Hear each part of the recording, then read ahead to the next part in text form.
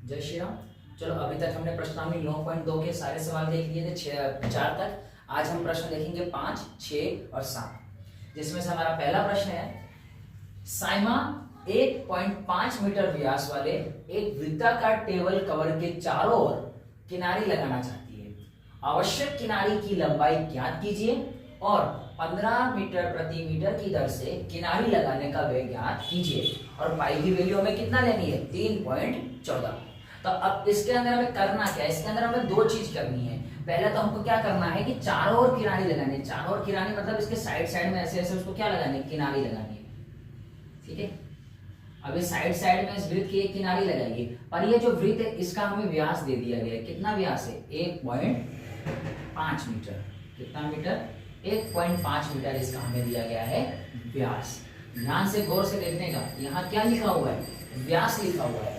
व्यास है, त्रिज्या नहीं है। और वृत्ताकार टेबल के कवर के चारों किनारी लगाना चाहते हैं, मतलब साइड में काम करना है, उसको बीच में नहीं। जब साइड में काम करना होता है तो हम क्या ज्ञात करते हैं? वृत्त की परिधि। और वृत्त की परिधि का सूत्र क्या होता है? 2πr। और अब इसके ऊपर जो किनारी लगा दी, ठीक। अब इसके अंदर दूसरी चीज इसको कि अगर वो 1 मीटर किनारी लगाती है तो उसको 15 रुपया देना है। अगर वो 2 मीटर किनारी लगाती है तो उसको 15 का गुणा 2 से कर दो, 15 दूनी 30 रुपया देना है। इसी हिसाब से हमको इसका ज्ञात करना है। तो सबसे पहले हम इसका क्या ज्ञात करेंगे? आर ज्ञात करेंगे, क्योंकि हमारे पास क्या दिया गया? हमें व्यास। अब व्यास पे से आर ज्ञात करने का हमारे पास सूत्र है। तो हम पहले लिख लेंगे आर बराबर d/2। अब d यानी क्या होता है? व्यास होता है। मैंने बाकी के 3 वीडियो में बता रखा है बार बार। d यानी व्यास। अब यहाँ व्यास कितना है हमारे पास? 1.5 मीटर और इसके बट्टे में 2। अब चाहे तो इसको हम काट सकते हैं, पर हम काटेंगे नहीं, क्योंकि सवाल में जाके ये ऑटोमेटिक कट सकता है। चलिए अब हम सीधा सूत्र लगाते हैं। हमको साइड साइड में लगाना है, तो साइड साइड में लगाने के लिए हमें क्या ज्ञात करना पड़ेगा? वृत्त की परिधि। वृत्त की परिधि बराबर 2πr। 2 की जगह पे 2 ही रहने वाला है। पाई की जगह पे कितना लेना है हमको? यहाँ पाई की जगह पे इसका वैल्यू दे दी है कितना? 3.14। तो हम पाई की जगह पे लिख लेंगे 3.14 गुणे आर बराबर हम कितना लिखेंगे? 1.5/2। समझ आ गया? पाई की जगह पे 3.14 लिख लिया, आर की जगह पे हमारे पास व्यास था, व्यास का आधा कर दिया और हमने लिख दिया 1.5/2। ये 2 से ये 2 कैंसिल। सवाल में बचा क्या? सिर्फ सवाल में बचा 1.4 गुणे 1.5। अब इसका हम गुणा कर लेते हैं। 3.14 गुणे 1.5। अभी के लिए पॉइंट भूल जाओ। अभी के लिए क्या करो? पॉइंट भूल जाओ। चलो गुणा करते हैं। 5 चौक 20, हासिल किया 2, 5 एक कम 5, 5 तो 7, 5 थी आई 15। और 1 का गुणा 4 से होगा तो 4, 1 का गुणा 1 से होगा तो 1, 1 का गुणा 3 से होगा तो 3। अब इनको हमको जोड़ देना है। यहाँ 0, 7 और 4 11, हासिल किया 1, 5 और 1 6, 6 और 1 7, 1 और 3 4। हमारा आंसर कितना आ रहा है? 4710। अब इधर देखो, हमारे क्वेश्चन के अंदर पहले वाले में 2 संख्या के बाद पॉइंट था और उसके बाजू वाले में 1 संख्या के बाद पॉइंट है, मतलब टोटल 3 संख्या के बाद पॉइंट है। इसमें 1 और इसमें 2, 1 और 2 3। तो हम अपने आंसर में भी 3 संख्या के बाद क्या लगा देंगे? पॉइंट लगा देंगे। और ये रफ काम है, इसे आप सबको नहीं करना है, ठीक है? इसे आपको नहीं करना है। तो हमारा जो आंसर होगा वो होगा 4.710 मीटर। अब ये जो हमारा है, ये इसके साइड साइड का परिमाप निकल गया, परिधि निकल गई है। अब हमको क्या कहा गया था कि 1 मीटर का अगर हम लगाते हैं तो उसका खर्च कितना है? 15 रुपया। अब हमें कितना मीटर लगाना है? 4.710। तो हम क्या लिखेंगे इधर पे? चलो आगे का सब इधर पे कर देता हूं। तो हम यहां लिख देंगे 1 मीटर किनारी लगाने का खर्च, किनारी लगाने का व्यय कितना आ रहा है? ₹15। अब हमको लगाना कितना मीटर है? अब हमको लगाना है 4.710 मीटर। तो हम लिखेंगे 4.710 मीटर, 4.710 मीटर किनारी लगाने का व्यय। तो क्या कर देंगे, 15 से गुणा कर देंगे हम। कितने से गुणा, 15 से। किसको, 4.710 को। 4.710 का गुणा हमें कितने से कर देना है, 15 से। तो यहां मैं गुणा कर देता हूं।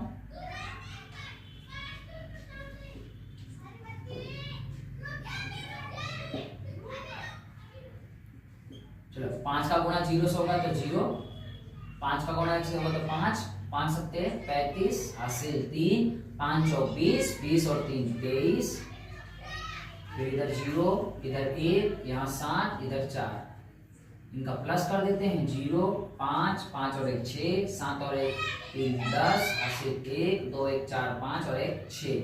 अब संख्या, हमारे प्रश्न के अंदर कितनी संख्या के बाद पॉइंट था, 3, पीछे से 1 2 और 3, तो हम आंसर में हमारे पीछे से 1 2 और 3।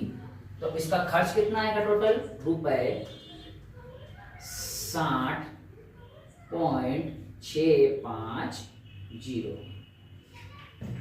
ये होगा हमारा आंसर। ये हमारा रफ काम था, इसे करने की जरूरत नहीं है आप सबको, ये हमारा रफ काम है। ठीक है, अब अगर आपको इसका स्क्रीनशॉट लेना है तो ले लीजिए। अगर कहीं भी कुछ समझ ना आए तो आप कमेंट कर दीजिएगा, मैं वापस इसके ऊपर वीडियो बना दूंगा, तब तक आप इसका स्क्रीनशॉट ले लीजिए। चलिए, इसके पहले वाले वीडियो में एक मेरे से मिस्टेक हो गई थी। वो प्रश्न 6 था, मैंने वहां प्रश्न 5 लिख दिया था और ये प्रश्न 7 है, तो उसको थोड़ा ध्यान से कर लीजिएगा। वो आने वाला जो अगला प्रश्न था वो प्रश्न 6 था और ये प्रश्न 7 है। अब ये प्रश्न क्या दे रहा है उसको समझते हैं। दी गई आकृति व्यास के साथ एक अर्धवृत्त है, उसका परिमाप ज्ञात कीजिए। बहुत प्यारा प्रश्न है और बहुत छोटा प्रश्न है, बड़ा आसान भी प्रश्न है। अब क्या कहा गया है कि एक आकृति दी गई है, कैसी आकृति दिख रही है, इसे आप कह सकते हैं एक अर्धवृत्त। क्या कह सकते हैं, अर्धवृत्त। और पूरे वृत्त का जो होता है परिमाप ज्ञात करने का सूत्र, हमें यहाँ परिमाप कहा गया है ना, यहाँ हमें परिमाप कहा गया है। और एक और चीज कहा गया कि व्यास के साथ करना है, मतलब जो हमारा परिमाप निकलेगा उसके अंदर हमें व्यास को भी ऐड कर देना है। परिमाप को अंदर हमको व्यास को भी ऐड कर देना है, तो हम सूत्र के साथ ही व्यास को ऐड करते हुए चलेंगे। अब एक नॉर्मल जो परिमाप ज्ञात करते हैं उसका सूत्र क्या होता है हमारा, 2πr। अब उसमें हमें ज्ञात क्या करना होता है, r।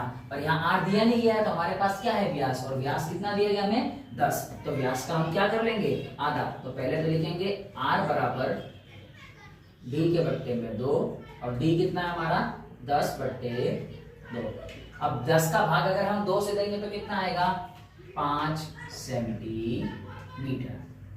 अब हमें ज्ञात क्या करना है, इसका परिमाप। और वृत्त के परिमाप ज्ञात करने का सूत्र क्या होता है, 2πr। और यहां हमारे पास वृत्त कैसा है, अर्धवृत्त है, मतलब आधा वृत्त है। और किसी भी चीज को आधा करने के लिए हम उसका भाग कितने से दे देते हैं, 2 से। तो यहां हम लिखेंगे अर्धवृत्त का परिमाप बराबर 2πr, और इसका क्या करना है हमें, आधा। आधा मतलब इसके बट्टे में 2, और प्लस में हमको व्यास को भी साथ में लेके चलना है। यही क्या है ना, हमें व्यास के साथ अर्धवृत्त का ज्ञात करना है, तो हम व्यास को साथ में लेके चलेंगे और यहां लिख देंगे प्लस व्यास। ठीक है, चलो अब देखो, ये 2 से ये 2 कैंसिल, ये 2 से ये 2 कैंसिल। अब बचा क्या हमारे पास, πr। क्या बचा हमारे पास, πr प्लस व्यास कितना है, 10 सेंटीमीटर। व्यास कितना है हमारे पास, 10 सेंटीमीटर। और पाई की वैल्यू नहीं कही है तो हम क्या लेंगे, 22/7 गुणे r बराबर कितना है हमारे पास, 5 प्लस 10 सेंटीमीटर। चलो 5 को 22 से गुणा करेंगे तो कितना आता है, 22 पंचे 110 करके देख लेना, यही आएगा 22 पंचे 110। और बट्टे में क्या, 7, और इसके साथ हमें क्या जोड़ देना है, 10। चलो अब हमको 110 का भाग कितने से दे देना है, हमको 110 का भाग 7 से देना। हम यहाँ भाग करते हैं, इधर ध्यान दीजिएगा, 110 का 7 से भाग करते हैं। तो 7 का भाग करते, 7 के बारे में 11 तो आता नहीं है, 11 से छोटा क्या आता है, 7 एक कम 7। चलो अब 11 में से 7 घटा दोगे तो कितना बचेगा, 4। और ये वाला 0 नीचे। अब 7 के पारे में 40 नहीं आता है, 40 से नीचे क्या आता है, 7 पंचे 35। अब इसका भी हम क्या कर देंगे, माइनस। 40 में से 35 गया तो कितना बचा, 5 और इधर 0।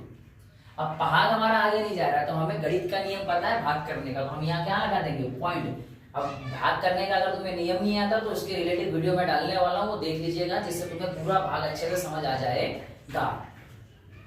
अब पॉइंट लगा दिया तो मैं चाहे जितना 0 लगा सकता हूँ। अब 7 के बारे में 50 तो आता नहीं है, पर 50 से कम एक चीज आता है, 7 सत्ते 49, 7 सत्ते 49। ठीक है, अब कितना, 1 बचेगा। अब पॉइंट लगा दिया तो मैं 0 आराम से लगा सकता हूँ, और 7 एक कम 7, फिर कितना बचेगा, 3। अब देखो हमारा पॉइंट के बाद 2 संख्या आ गया ना, बस हमको उतना चाहिए, उससे आगे नहीं जाना है, तो हम यहाँ क्या लिख देंगे, 15.71 प्लस 10। ये हमारा रफ काम है, इससे नहीं करना है आपको, इससे आपको रफ पेज पे करना है, रफ।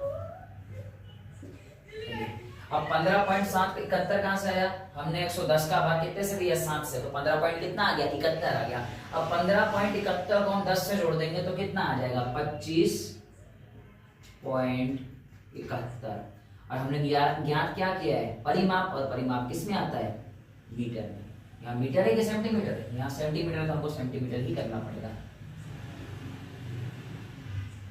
ठीक है, चलिए ये हमारा क्वेश्चन हो गया, और मुझे उम्मीद है कि आपको ये क्वेश्चन समझ आ गया होगा। तब तक आप इसका स्क्रीनशॉट ले लीजिए, हम अगले क्वेश्चन पे चलते हैं। चलिए अब हम शुरू करते हैं प्रश्न नंबर 8। इसके पहले का प्रश्न कर लिए, प्रश्न नंबर 8 पे चलते हैं। प्रश्नावली 9.2 का प्रश्न नंबर 8 बड़ा ही अच्छा सवाल है। ऐसा तो देखिए इस प्रश्नावली के सारे सवाल आसान है, सिर्फ हमको 2 चीज आनी चाहिए, वृत्त का परिधि और वृत्त का क्षेत्रफल। वृत्त की परिधि का सूत्र होता है 2πr और वृत्त के क्षेत्रफल का सूत्र होता है πr², जिसके अंदर हमको सिर्फ r को पकड़ना होता है, उसके बाद तो पूरा सवाल एकदम मक्खन जैसे हो जाता है। गुणा भाग आना चाहिए, ये बात नहीं है। चलिए इसमें क्या कह रहा है, 15 रुपए प्रति वर्ग मीटर की दर से 1.6 मीटर व्यास वाले एक वृत्ताकार टेबल के ऊपरी सतह पर पॉलिश कराने का व्यय ज्ञात कीजिए। अब जो प्रश्न नंबर 6 था बिल्कुल इसी की तरह सवाल है। अब उसमें क्या था, उसके कोने कोने साइड में हमको किनारी लगानी थी। अब इसके अंदर वाला भाग, ये जो भाग दिख रहा है तुम्हें, ये पूरे भाग के ऊपर पॉलिश कराना है। और अगर ये इसका क्षेत्रफल 1 मीटर है तो 1 मीटर पॉलिश कराने का खर्च 15 रुपए आएगा। अगर इसका क्षेत्रफल 2 मीटर है तो उसका पॉलिश कराने का खर्च 30 रुपए आएगा, 15 दूनी 30। ठीक है,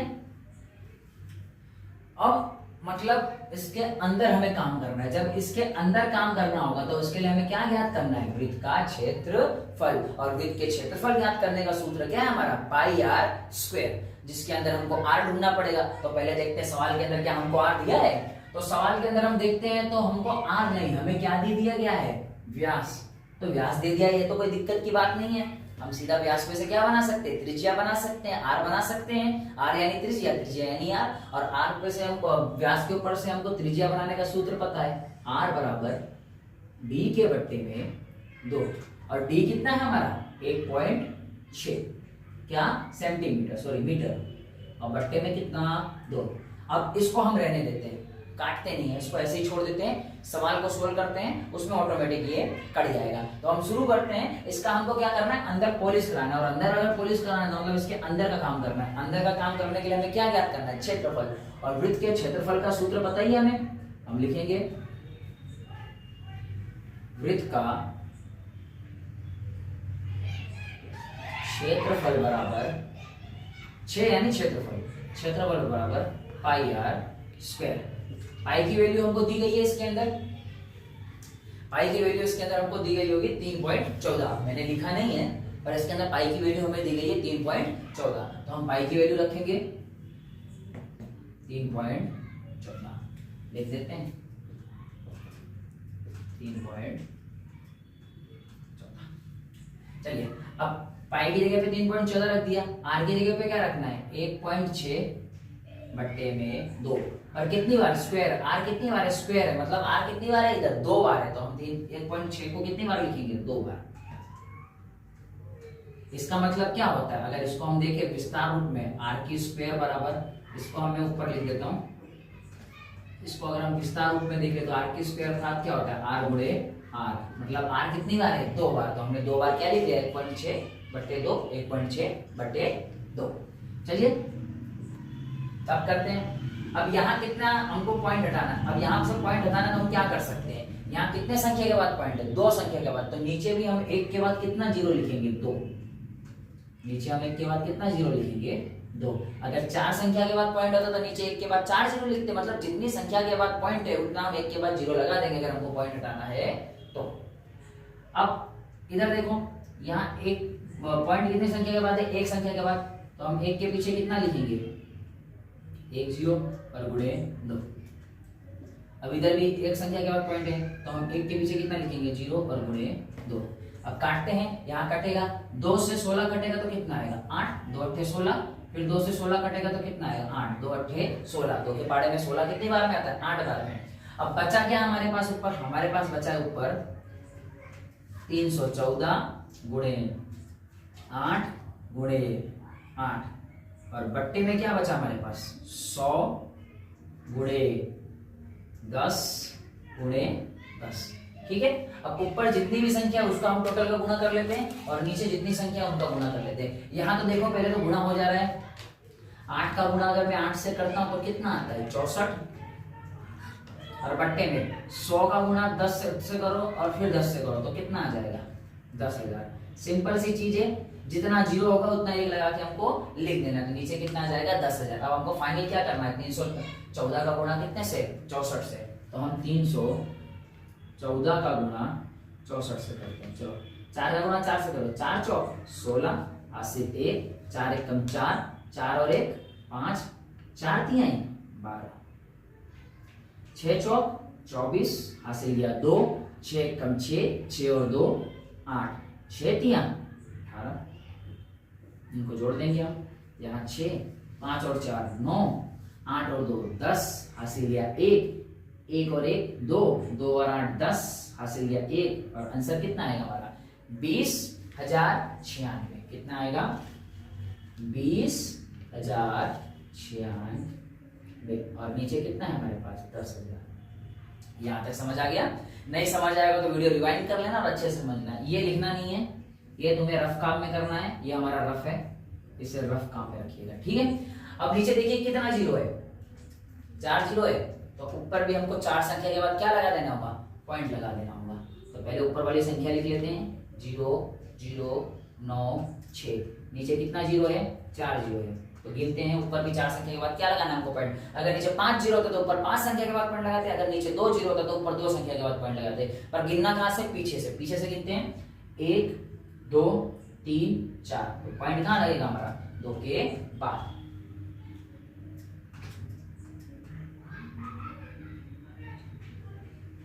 अरे हमारा आंसर किसमें आ रहा था मीटर में, तो हम क्या लिखेंगे मीटर।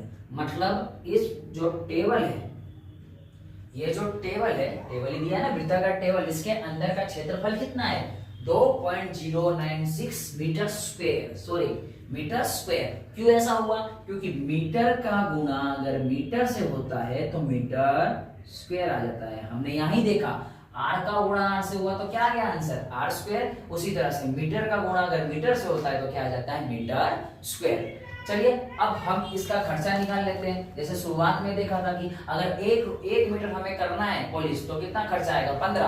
अब हमें इतना मीटर करना है तो पहले तो हम लिख देंगे 1 मीटर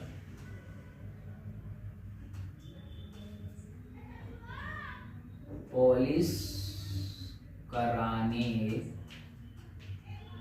का खर्च कितना है रुपए 15। तो कितना मीटर हमको कराना है 2.0096 मीटर स्क्वायर पॉलिश कराने। तो क्या करेंगे, ये मैं नीचे कर लेता हूं इधर 15 का गुणा किससे 2.0096 से। चलो इसका गुणा करते हैं, हम गुणा यहीं कर लेते हैं।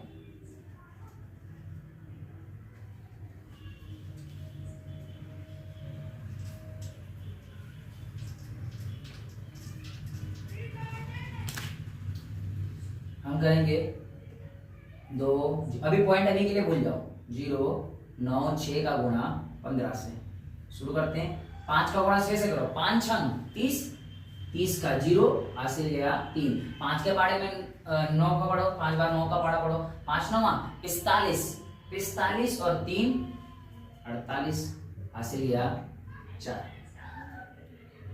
4 गया, 4 तो नीचे आ जाएगा। 5 का गुणा 0 से होगा तो 0, 5 दूनी 10। अब 1 का गुणा हमसे सबको करना है, तो जैसे ही सबका गुणा करेंगे, 1 का गुणा 6 से होगा तो 6, 1 का गुणा 9 से होगा तो 9, 1 का गुणा 0 से होगा तो 0, 0 से होगा तो 0, 1 का गुणा 2 से होगा तो 2। अब इनको जोड़ देते हैं। अब 0 तो 0 आ जाएगा, 8 और 6 14 हासिल गया 1। 1 और 4 5, 5 और 9 14 हासिल जाएगा 1। तो नीचे 1 उतर जाएगा, यहाँ 0, 1 और 2 3। ये समझ आ गया कैसे होगा। अब देखिए क्वेश्चन के अंदर हमारे कितने संख्या के बाद पॉइंट था पीछे से, 1 2 3 4। तो आंसर के अंदर भी मैं अपने 4 संख्या के बाद क्या लगा देंगे, पॉइंट। गिनते हैं पीछे से 1 2 3 और ये 4। हमारा आंसर कितना होगा, हमारा आंसर होगा 30.14। ठीक है। अब ये जो पीछे आएगा ना, इसका जो आंसर होगा ये लगभग में आएगा। किस में आएगा आंसर, हमारा लगभग में आएगा। तो हमारा जो खर्चा है 30 रुपए